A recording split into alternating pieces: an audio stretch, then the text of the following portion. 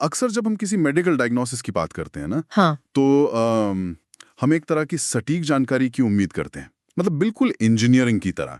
मान लीजिए किसी की हड्डी टूट गई तो वो डॉक्टर के पास गया, डॉक्टर ने एक्सरे किया। और बस समस्या सामने आ गई। बिल्कुल। उस काली फिल्म पर एक टेढ़ी मेढ़ी सफेद लाइन दिख जाती है और डॉक्टर बस उंगली रख कर कह देता है कि यहाँ परेशानी है और यहाँ प्लास्टर चढ़ेगा। हाँ, ये एक बहुत ही साफ और सुलझी हुई प्रक्रिया लगती है। क्योंकि ये पूरी तरह से बाइनरी है। मेरा मतलब है, या तो हड्डी टूटी है या नहीं टूटी है, वहां कोई बीच का रास्ता नहीं होता। कोई भी उस एक्सरे को देखकर ये बहस नहीं कर सकता कि शायद ये हड्डी सिर्फ उदास है। सही कहा। शायद वो बस थोड़ा लो फील कर रही है। हाँ, बिल्कुल। और यही बात ना इंसान होने के नाते हमें बहुत सुकून देती है। हमें चीजें साफ साफ दिखाई देना और उन्हें अलग अलग खानों में बांटना बहुत पसंद है। लेकिन फिर जब हम इंसानी भावनाओं या न्यूरो डेवलपमेंट की दुनिया में कदम रखते हैं, तब सब कुछ बदल जाता है। हाँ, अचानक वो एक्सरे मशीन काम करना ही बंद कर देती है। हम एक ऐसे परिदृश्य को देख रहे होते हैं जो सच कहें तो बहुत धुंधला है। मतलब एक इंसान अंदर से पूरी तरह टूट सकता है, लेकिन बाहर से वो एक बेहतरीन प्रेजेंटेशन दे रहा हो सकता है। क्योंकि भावनाओं को किसी एक्सरे पर नहीं देखा जा सकता। और मुझे लगता है कि यहीं सबसे ज्यादा गलतफहमियां पैदा होती हैं। जब हमें समस्या दिखती ही नहीं है तो हम मान लेते हैं कि कोई समस्या है ही नहीं। या फिर हम किसी बिल्कुल ही गलत समस्या का इलाज करने लगते हैं। बिल्कुल सही बात है। और यहीं से हमारी आज की इस बहुत ही खास चर्चा की शुरुआत होती है। प्रणय क्रोज की इस नए डीप डाइव में स्वागत है। इस मंच का उद्देश्य हमेशा से यही रहा है कि जो शाश्वत ज्ञान है उसे हमारी रोजमर्रा की जिंदगी के लिए व्यवहारिक अंतर्दृष्टि में बदला जाए, ताकि उसे असल जीवन में इस्तेमाल किया जा सके। बिल्कुल। 25 वर्षों तक ग्लोबल मार्केट्स में रहने और दुनिया भर के कॉरपोरेट उतार चढ़ाव को करीब से देखने के बाद मैंने एक चीज सीखी है। एक बात जो मेरे लिए बिल्कुल शीशे की तरह साफ हो गई है, वो ये है कि आपके तकनीकी कौशल तो महत्वपूर्ण है, बेशक वे जरूरी है। हाँ, लेकिन ये दिल की बुद्धिमत्ता यानी इंटेलिजेंस ऑफ द हार्ट ही है जो वास्तव में हमारी सफलता और मानसिक शांति को तय करती है। अगर हम कॉरपोरेट दुनिया की बात करें ना, तो तकनीकी कौशल आपको बस दरवाजे के अंदर ले जा सकते हैं। मतलब वे आपको एक कुर्सी दिला सकते हैं, लेकिन उस कुर्सी पर टिके रहना, वहां से आगे बढ़ना और उस पूरी प्रक्रिया में अपना दिमाग शांत रखना, ये पूरी तरह से भावनाओं के नियंत्रण पर निर्भर है। हाँ, ये इस बात पर निर्भर करता है कि आप खुद के भीतर उठने वाले तूफानों और दूसरों की भावनाओं को कैसे संभालते हैं। तो आज के इस अध्ययन का मिशन इसी इमोशनल इंटेलिजेंस यानी ईक्यू को समझना है। हम ये जानने की कोशिश करेंगे कि असल में क्या है और ये भी कि दुनिया हमारी सोच से कहीं ज्यादा इस पर क्यों निर्भर करती है। और सबसे जरूरी बात, बिना किसी फैंसी टूल के इसे आज ही सुधारने के व्यवहारिक तरीके क्या हैं? एकदम सही। आज हमारे पास इस जटिल विषय को आसान बनाने के लिए एक बहुत ही शानदार प्लेबुक है। हम डैनियल गोलमन की न्यूरोसाइंस रिसर्च, ट्रेविस ब्रैडबेरी और जीन ग्रीव्स का 4 क्वाड्रेंट फ्रेमवर्क और थिबाउट म्यूरस के विचारों के चक्र यानी थॉट लूप्स पर दी गई अंतर्दृष्टि का सहारा लेंगे। ये एक ऐसा सफर होने वाला है जो सिर्फ ये नहीं बताएगा कि हमारे दिमाग में क्या चल रहा है, बल्कि ये भी बताएगा कि उसे कंट्रोल कैसे करना है। तो चलिए एक बहुत ही बुनियादी सवाल से शुरू करते हैं। हम भावनाओं को इतना महत्व दे ही क्यों रहे हैं? मतलब बचपन से लेके कॉलेज तक पूरी दुनिया तो हमेशा आईक्यू को ही सफलता का पैमाना मानती आई है। हाँ, कॉग्निटिव इंटेलिजेंस को। हमारे स्कूल सिस्टम, हमारे एंट्रेंस एग्जाम, सब कुछ तो इसी बात पर टिके हैं कि कौन कितनी जल्दी गणित का सवाल हल कर सकता है। तो फिर ईक्यू क्यों? देखिए, ये आधुनिक समाज का एक बहुत बड़ा अंधविश्वास रहा है। डैनियल गोलमैन जैसे न्यूरोसाइंटिस्ट ने अपने शोध से इस भ्रम को पूरी तरह से तोड़ दिया है। अक्सर लोग सोचते हैं कि अगर कोई बहुत स्मार्ट है, उसका आईक्यू ज्यादा है, तो वो बस सफल ही होगा, जो कि हमेशा सच नहीं होता। बिल्कुल नहीं। न्यूरोलॉजिकली अगर देखें तो आईक्यू जन्म से ही लगभग फिक्स्ड होता है। ये इंसान के दिमाग का हार्डवेयर है। लोगों, अगर ये हार्डवेयर है तो इसका मतलब है कि मैं आज से 100 नई किताबें पढ़कर या रोज पहेलियां सुलझाकर अपना बुनियादी आईक्यू नहीं बढ़ा सकता। नहीं, आप नई जानकारियां जरूर रट सकते हैं। मतलब आप तथ्य सीखकर अपना सामान्य ज्ञान बढ़ा सकते हैं, लेकिन जिस गति से आपका दिमाग जटिल समस्याओं को प्रोसेस करता है, यानी आपका जो असली आईक्यू है, वो एक उम्र के बाद लगभग तय हो जाता है। अच्छा। दूसरी ओर EQ यानी इमोशनल इंटेलिजेंस एक बेहद लचीला कौशल है। ये सॉफ्टवेयर की तरह है। इसे जीवन के किसी भी पड़ाव पर अपडेट किया जा सकता है। मुझे लगता है यहाँ एक बहुत बड़ा पेंच है। अगर भावनाएं इतनी लचीली हैं, तो फिर लोगों के लिए अपनी भावनाओं पर काबू पाना इतना मुश्किल क्यों होता है? मतलब हम सब जानते हैं कि ऑफिस में चिल्लाना गलत है, फिर भी हम चिल्लाते हैं। हाँ, ये तो होता है। अगर ये सिर्फ सॉफ्टवेयर का अपडेट है, तो हम इसे इतनी आसानी से इंस्टॉल क्यों नहीं कर पाते? क्योंकि हमारे दिमाग की जो मूल वायरिंग है ना, वो एक बहुत ही प्राचीन और जंगली वातावरण के लिए बनी है। गोलमैन का शोध दिखाता है कि हमारे शरीर में आने वाला कोई भी संवेदी संकेत, जैसे आंखों ने कुछ देखा या कानों ने कुछ सुना, हाँ, वो सीधा हमारे तर्क करने वाले हिस्से में नहीं जाता। हमारे दिमाग का तर्क करने वाला हिस्सा, जिसे फ्रंटल लोब कहते हैं, बहुत बाद में विकसित हुआ है। संकेत सबसे पहले दिमाग के उस हिस्से से होकर गुजरता है जो भावनाओं को नियंत्रित करता है। मतलब लिम्बिक सिस्टम। बिल्कुल, लिम्बिक सिस्टम। एक सेकेंड, इसका मतलब है कि जानकारी हमारे तर्क तक पहुंचने से पहले ही भावनाओं के फिल्टर से गुजर चुकी होती है। क्या ये एक डिजाइन फ्लॉ नहीं लगता? मतलब हम हमेशा सोचने से पहले महसूस करते हैं। आज के ऑफिस के माहौल में ये डिजाइन फ्लॉ लग सकता है, लेकिन जरा सोचिए, जंगल में ये सर्वाइवल का सबसे बेहतरीन टूल था। कैसे? अगर झाड़ियों में कोई हलचल हुई, तो आपको वहां खड़े होकर ये तर्क नहीं करना है कि वो हवा है या शेर। हाँ, वरना शेर तो खा जाएगा। बिल्कुल, आपको तुरंत डर महसूस करना है और वहां से भागना है। और यहीं पर गोलमैन का वो मशहूर एमिगडाला हाईजैक का सिद्धांत आता है। एमिगडाला हमारे लिम्बिक सिस्टम का एक छोटा सा हिस्सा है जो एक भावनात्मक पहरेदार की तरह काम करता है। क्या हम एमिगडाला को एक ऐसे ओवर एक्टिव सिक्योरिटी अलार्म की तरह देख सकते हैं? मतलब जो खतरे का हल्का सा धुआं महसूस होते ही तर्क वाले हिस्से के जागने से पहले ही पूरे घर में सायरन बजा देता है। ये एकदम सटीक तुलना है। और जाहिर है, जब सायरन बज रहा हो तो आप घर में बैठकर शांति से किताब तो नहीं पढ़ सकते। एकदम सही बात है। जब ये अलार्म बजता है तो एमिगडाला हमारे पूरे दिमाग को हाईजैक कर लेता है। ये सीधे शरीर को फाइट या फ्लाइट मोड में डाल देता है। लड़ो या भागो। हाँ, सारा खून और ऊर्जा शरीर के मांसपेशियों की तरफ भेज दी जाती है। फ्रंटल लोब, जो ये सोच सकता था कि रुकिए, ये कोई शेर नहीं है, ये सिर्फ बॉस का एक ईमेल है, उसे सोचने का समय ही नहीं मिलता। बिल्कुल नहीं मिलता। इसीलिए कभी-कभी हम गुस्से में कुछ ऐसा बोल देते हैं जिसका हमें बाद में पछतावा होता है। ये सच में बहुत दिलचस्प है। लेकिन अगर ये सिर्फ एक पल का अलार्म है, तो कोई इंसान हफ्तों तक निराश या गुस्से में कैसे रह सकता है?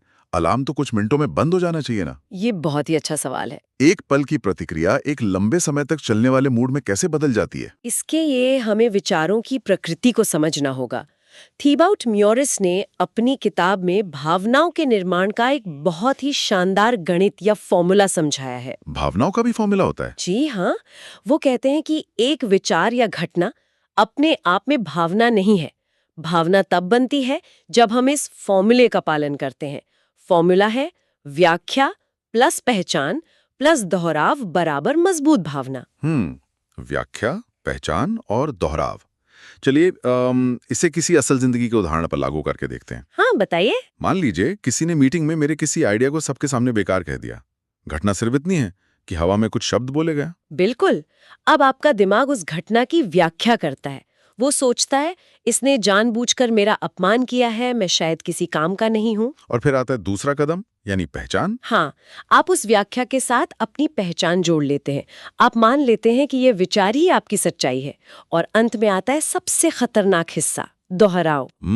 ये दोहराव तो मुझे उस सोशल मीडिया एल्गोरिदम की तरह लगता है। किस तरह? जहां अगर आप गलती से भी किसी एक नकारात्मक वीडियो पर क्लिक कर दें, तो एल्गोरिदम आपको उसी तरह के 100 और वीडियो दिखाने लगता है। हम खुद अपने दिमाग में उस घटना को बार बार प्ले करते हैं, और हमारा दिमाग हमें ये साबित करने के लिए पुराने सबूत भी ला कर देता है कि हम सच में कितने बुरे हैं। आप बिल्कुल सही दिशा में सोच रहे हैं। ये एल्गोरिदम हमारे दिमाग का अपना एक इको चेम्बर बना देता है। यही दोहराव उस पल भर की घटना को एक बहुत ही मजबूत नकारात्मक भावना में बदल देता है। तो इसे रोका कैसे जाए? यहाँ एक बात समझने बहुत जरूरी है। नकारात्मक भावनाएं हमारी दुश्मन नहीं है। दुश्मन नहीं है? नहीं, वे दरअसल शारीरिक दर्द की तरह एक सिग्नल है। अगर आपका हाथ आग के पास जाता है तो दर्द आपको हाथ पीछे खींचने का सिग्नल देता है। लेकिन थ्योरी में तो ये सुनना बहुत अच्छा लगता है। हाँ, असल जिंदगी में मुश्किल है। बिल्कुल। असल जिंदगी में जब कोई सहकर्मी आपकी पीठ में छुरा घोंपता है, तो वो गुस्सा एक मददगार सिग्नल नहीं लगता। वो पूरी तरह से विनाशकारी महसूस होता है। कोई उस शोर में से सिग्नल को कैसे अलग कर सकता है? यही तो इमोशनल इंटेलिजेंस की असली परीक्षा होती है। दर्द आपको ये बता रहा है कि आपकी किसी सीमा का उल्लंघन हुआ है या कुछ बदलने की जरूरत है। सिग्नल सिर्फ इतना है, यहाँ कुछ गलत है, ध्यान दो। और शोर क्या है? शोर वो है जब एमिगडाला आपसे कहता है, जाकर उस सहकर्मी का कंप्यूटर ही तोड़ दो। जो कि कॉर्पोरेट में तो बिल्कुल नहीं किया जा सकता। बिल्कुल नहीं। हमें दर्द के सिग्नल को सुनना है, लेकिन उस पर प्रतिक्रिया कैसे करनी है, ये तय करने का काम हमें अपने फ्रंटल लोब को सौंपना होगा। यहाँ मेरे दिमाग में एक और बात आ रही है। अगर ये एक फॉर्मूला है जहाँ एक ही विचार को बार बार दोहराने से नकारात्मक भावनाएं मजबूत होती हैं, हाँ, तो क्या हम इसे उलट भी सकते हैं? क्या इसी फॉर्मूले का इस्तेमाल करके हम सकारात्मक भावनाएं भी बना सकते हैं? निश्चित रूप से। न्यूरोप्लास्टिसिटी का विज्ञान भी यही कहता है। अच्छा। अगर आप घटना की व्याख्या को सकारात्मक रखें, उस सकारात्मकता के साथ अपनी पहचान बनाएं और फिर कृतज्ञता या ध्यान जैसी चीजों का दोहराव करें, तो आपके दिमाग के न्यूरल रास्ते बदलने लगते हैं। दिमाग सकारात्मक भावनाएं महसूस करने के लिए प्रशिक्षित हो जाता है। लेकिन मुझे लगता है इसके लिए बहुत सचेत प्रयास की जरूरत होती होगी। जी बिल्कुल होती है। तो अगर हमें अपने दिमाग के इस ओवर एक्टिव अलार्म को सचेत रूप से मैनेज करना है, तो हमें कोई ठोस नक्शा चाहिए होगा। हम बस हवा में तीर तो नहीं चला सकते। एकदम सही। और यहीं पर ट्रेविस ब्रैडबेरी और जीन ग्रीव्स का 4 क्वाड्रेंट फ्रेमवर्क काम आता है। अगर मैं सही समझ रहा हूं, तो ये फ्रेमवर्क भावनाओं के इस विज्ञान को हमारे व्यवहार में उतारने का एक ब्लूप्रिंट है ना? पहला है हमारा आंतरिक संसार, यानी व्यक्तिगत क्षमता। इसका सीधा संबंध इस बात से है कि हम खुद को कैसे देखते और संभालते हैं। इसका पहला हिस्सा है आत्म जागरूकता, यानी सेल्फ अवेयरनेस। जब लोग सेल्फ अवेयरनेस की बात करते हैं, तो अक्सर इसका मतलब ये निकाला जाता है कि मुझे पता है कि मुझे कॉफी पसंद है और मुझे भीड़-भाड़ से नफरत है। लेकिन यहाँ हम किस स्तर की जागरूकता की बात कर रहे हैं? ये अपनी पसंद नापसंद जानने से कहीं ज्यादा गहरी बात है। अच्छा। ये उस पल में अपनी भावनाओं को सटीक रूप से समझने की क्षमता है। जब आपको गुस्सा आ रहा हो, तो ये पहचानना कि हाँ, मेरे अंदर गुस्सा उठ रहा है, मेरी धड़कन तेज हो रही है। ये तो आसान लगता है। लगता है, पर है नहीं। इसकी सबसे बड़ी शर्त यह है कि आपके अंदर अपनी नकारात्मक भावनाओं की बेचैनी को सहने की इच्छा शक्ति होनी चाहिए। लेकिन वो बेचैनी तो अलार्म की आवाज है ना? और मानव स्वभाव है कि जब अलार्म बजता है, तो हम सबसे पहले उसे म्यूट करना चाहते हैं। हम भागना चाहते हैं वहां से। रुककर ये देखना कि बेचैनी कहाँ से आ रही है, ये तो हमारे मूल स्वभाव के बिल्कुल विपरीत है। बिल्कुल विपरीत है। और इसीलिए ये एक कौशल है जिसे बाकायदा सीखना पड़ता है। और जब आप उस बेचैनी के साथ बैठना सीख जाते हैं, तब आप दूसरे चरण में प्रवेश करते हैं, जो कि सेल्फ मैनेजमेंट है। हाँ, आत्म प्रबंधन।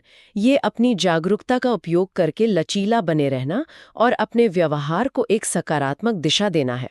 इसका एक बहुत ही ज्वलंत उदाहरण तो हमें ऑफिस में ही देखने को मिल जाता है। कैसे? मान लीजिए किसी बॉस ने पूरी टीम के सामने आपको डांट दिया। आपका एमिगडाला अंदर से चीख रहा है कि अभी इस्तीफा दे दो या बॉस को वापस पलटकर जवाब दे दो।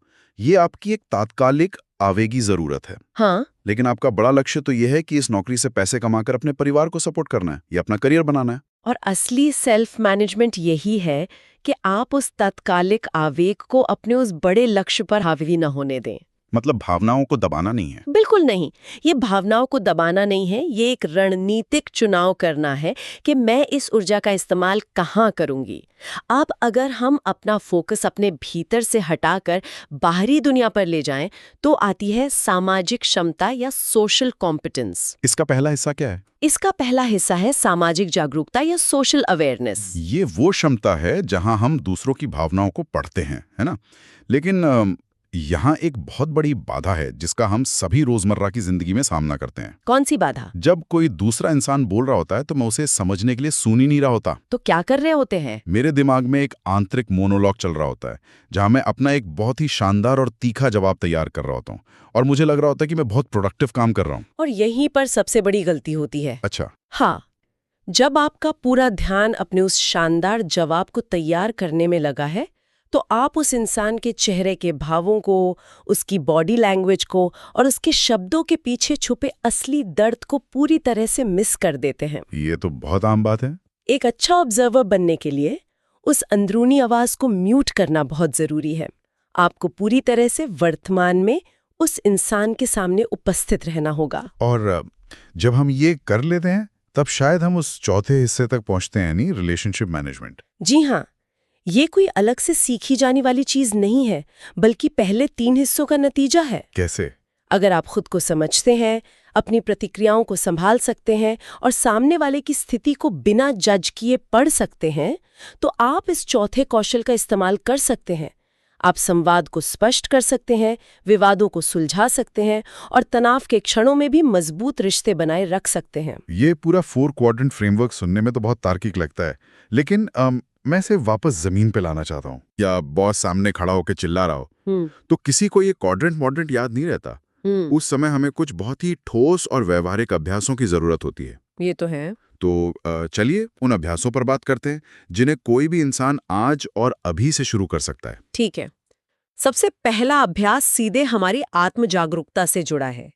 इसे कहते हैं बेचैनी को अपनाएं। लीन इनटू डिस्कम्फर्ट। हाँ, अक्सर जब हम बोरियत, हल्की चिंता या उदासी महसूस करते हैं, तो हम तुरंत क्या करते हैं? हम फोन उठाते हैं। बिल्कुल, हम अपना फोन उठाते हैं, सोशल मीडिया स्क्रॉल करने लगते हैं या टीवी चालू कर लेते हैं। हम असल में उस भावना पर पर्दा डालने की कोशिश करते हैं। ये तो उस अलार्म के ऊपर एक भारी कंबल डालने जैसा है। मतलब आवाज थोड़ी दब जाती है, लेकिन खतरा तो वहीं रहता है ना। एकदम सही। और कंबल डालने से वो भावना खत्म नहीं होती, वो हमारे अवचेतन में बैठ जाती है और बाद में किसी और रूप में बाहर आती है। तो इसका समाधान क्या है? ये अभ्यास मांग करता है कि जब वो बेचैनी आए तो फोन मत उठाइए, उस भावना के साथ कम से कम 10 मिनट बैठिए, अपने शरीर में उसे महसूस कीजिए। ये तो बहुत अजीब लगेगा।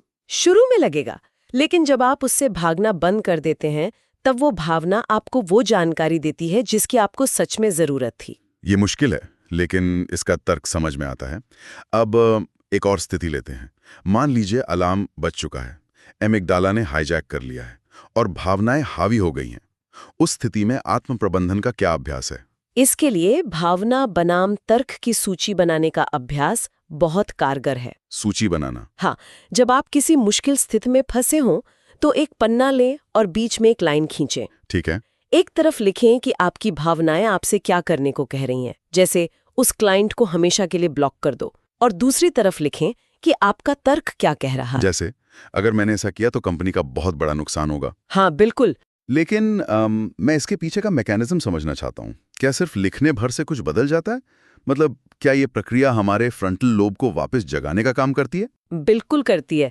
जब आप सिर्फ सोच रहे होते हैं तो आप भावनाओं के भंवर में होते हैं, लेकिन जो लिखने की प्रक्रिया है ना, वो एक तार्किक और मोटर कौशल वाली गतिविधि है। अच्छा, तो दिमाग को शिफ्ट होना पड़ता है? हाँ, इसके लिए दिमाग को फ्रंटल लोब में रक्त प्रवाह बढ़ाना ही पड़ता है। जैसे ही आप लिखते हैं, आप अमिगडाला से शक्ति छीनकर वापस अपने तर्क वाले हिस्से को दे देते हैं। ये बहुत ही शानदार है। लेकिन कभी-कभी इंसान किसी एक ही नकारात्मक विचार के लूप में फंस जाता है, जहां वो सूची बनाने की स्थिति में भी नहीं होता। उस समय क्या किया जाए? उसके लिए एक 5 चरणीय प्रक्रिया है, जिसे जाने दो प्रक्रिया कहते हैं। 5 स्टेप लेटिंग गो प्रोसेस। हाँ, जब भी आप महसूस करें कि कोई विचार आपको लूप में फंसा रहा है, तो खुद से बहुत ही ईमानदारी से ये सवाल पूछें। पहला, क्या मैं इस भावना को जाने दे सकता हूँ? यहाँ जवाब हाँ या ना कुछ भी हो सकता है। और दूसरा सवाल? दूसरा, क्या मैं ऐसा करूँगा? मतलब क्या मैं सच में इससे आज़ाद होना चाहता हूँ? और तीसरा सवाल, कब? और मुझे लगता है कि इस कब का जवाब तो हमेशा अभी होना चाहिए। बिल्कुल अभी। लेकिन मेरे दिमाग में यहाँ एक शंका आ रही है। क्या ये सिर्फ खुद को धोखा देने वाली बात नहीं है? मेरे अभी कहने भर से वो भावना अचानक से गायब कैसे हो जाएगी? ये खुद को धोखा देना नहीं है, ये दरअसल एक पैटर्न इंटरप्शन है। Pattern interruption? हाँ, जब आप अभी कहते हैं तो आप अपने अवचेतन दिमाग को एक सीधा कमांड दे रहे होते हैं। आपका दिमाग जो अतीत या भविष्य की बातों में उलझा था, वो अचानक वर्तमान क्षण में खिंच आता है। तो अगर भावना फिर भी बनी रहे? तो इस प्रक्रिया को तब तक दोहराएं जब तक आप उस लूप से बाहर ना आ जाएं। ये सचमुच काम करता है। ये बहुत ही काम का टूल है। और आखिरी व्यावहारिक टूल उस समय के लिए है जब समस्या सिर्फ हमारे अंदर नहीं है। जब किसी और के साथ बहस हो रही हो। हाँ, जब सामने कोई दूसरा इंसान है जिससे हमारी बहस हो रही है। रिलेशनशिप मैनेजमेंट के लिए वो टूल क्या है? इसे XYZ शिकायत फॉर्मूला कहते हैं। XYZ? हाँ, अक्सर जब हम किसी से बहस करते हैं तो हम चरित्र हनन पर उतर आते हैं। हम कहते हैं, तुम तो बहुत स्वार्थी हो, या तुम हमेशा मेरी बात काटते हो। और जैसे ही हम ये कहते हैं, सामने वाले का एमिगडाला हाईजैक हो जाता है। एकदम सही। वो रक्षात्मक हो जाता है और फिर कोई तार्किक बात तो हो ही नहीं सकती। यानी हमने खुद ही सामने वाले का अलार्म बजा दिया। तो इसे रोके कैसे? इसी XYZ फॉर्मूले से। आपको बस इतना कहना है कि जब आपने X किया तो मुझे Y महसूस हुआ और मैं चाहूंगी कि आप अगली बार इसके बजाय Z करें। इसका कोई उदाहरण? नहीं हो रहा, ये Y हो गया। मैं चाहूंगी कि अगली बार आप मुझे अपनी बात पूरी करने दें और फिर अपने सवाल पूछें। ये Z हो गया। अरे ये तो बहुत ही चालाकी भरा है ना? हाँ। ये शिकायत को व्यक्ति के चरित्र से हटाकर सिर्फ उसके व्यवहार तक सीमित कर देता है। सामने वाले का अलार्म नहीं बजता क्योंकि आप उस पर हमला नहीं कर रहे हैं। हाँ। आप सिर्फ एक स्थिति का वर्णन कर रहे हैं और समाधान दे रहे हैं। बिल्कुल। ये सामने वाले के फ्रंटल लोब को चर्चा में बनाए रखता है, जिससे विवाद बहुत ही शांति से सुलझ जाते हैं। आज की ये चर्चा सच में आंखें खोलने वाली रही है। मतलब हमने न्यूरोसाइंस की गहराई से लेकर रोजमर्रा की उन आदतों तक का सफर तय किया जो हमारे जीवन को दिशा देती हैं। इस चर्चा को समेटते हुए ना, डैनियल गोलमैन का एक विचार है जो इन सब बातों को एक धागे में पिरो देता है। कौन सा विचार? वो इमोशनल इंटेलिजेंस को एक मास्टर एप्टीट्यूड कहते हैं। मास्टर एप्टीट्यूड, ये शब्द अपने आप में ही एक बहुत गहरी सच्चाई बयां करता है। बिल्कुल। सोचिए, एक इंसान के पास दुनिया भर की डिग्रियां हो सकती हैं। बिल्कुल। उसका IQ चार्ट से बाहर हो सकता है, लेकिन अगर उसका अपनी भावनाओं पर कोई नियंत्रण ही नहीं है तो वो सब बेकार है। हाँ, अगर वो तनाव के समय टूट जाता है या अपने अहम के चक्कर में अपनी टीम के साथ तालमेल नहीं बिठा पाता, तो उसका वो सारा ज्ञान किसी बंद तिजोरी में रखे खजाने की तरह है, जिसका कोई इस्तेमाल नहीं हो सकता। बिल्कुल। भावनाएं ही वो चाबी हैं जो ये तय करती हैं कि हम अपनी बुद्धि का कितना और कैसा इस्तेमाल कर पाएंगे। सच कहा आपने। अगर भावनाएं बेकाबू हैं तो सबसे तेज दिमाग भी अपनी ही आग में जलकर राख हो सकता है। इमोशनल इंटेलिजेंस उसी आग को रोशनी में बदलने की कला है। आज की हमारी इस चर्चा की शुरुआत में हमने उस मेडिकल एक्सरे मशीन की बात की थी जो हड्डी टूटने की साफ तस्वीर दिखाती है। हमने कहा था कि भावनाओं की दुनिया बहुत धुंधली आती है। हाँ, जहाँ कुछ साफ दिखाई नहीं देता। लेकिन आज इन फ्रेमवर्क्स और न्यूरोलॉजिकल समझ के बाद मुझे लगता है कि ये 4 क्वाड्रेंट सिस्टम और ये जो 4 अभ्यास हैं, ये हमें उस धुंधलेपन में देखने के लिए एक इमोशनल एक्सरे जरूर सौंप देते हैं। बिल्कुल सौंप देते हैं। अब हम ये देख सकते हैं कि अंदर अलार्म क्यों बज रहा है और सबसे जरूरी बात, उसे बंद कैसे करना है। और मुझे लगता है कि सबसे अच्छी बात यह है कि इस एक्सरे मशीन को चलाना हम में से कोई भी सीख सकता है। तो प्रणय एंड प्रोज की इस चर्चा का सार यही है कि इमोशनल इंटेलिजेंस कोई जन्मजात जादुई गुण नहीं है। ये वो मास्टर एप्टीट्यूड है जो हम सभी को इस जटिल जीवन को सहजता और ग्रेस के साथ जीने में मदद करता है। सही बात है। जो भी लोग हमें सुन रहे हैं, अगर इस गहरी चर्चा ने आपको कुछ नया सोचने पर मजबूर किया हो तो इस चैनल को सब्सक्राइब किया जा सकता है। अगर कोई ऐसा विषय है या कोई विशेष किताब है जिस पर और गहरी जानकारी की आवश्यकता है, तो अपने सुझाव साझा किए जा सकते हैं। हम जरूर उन पर बात करना चाहेंगे। अगली बार तक अच्छे विचारों और शब्दों की तलाश जारी रखें। प्रणाम।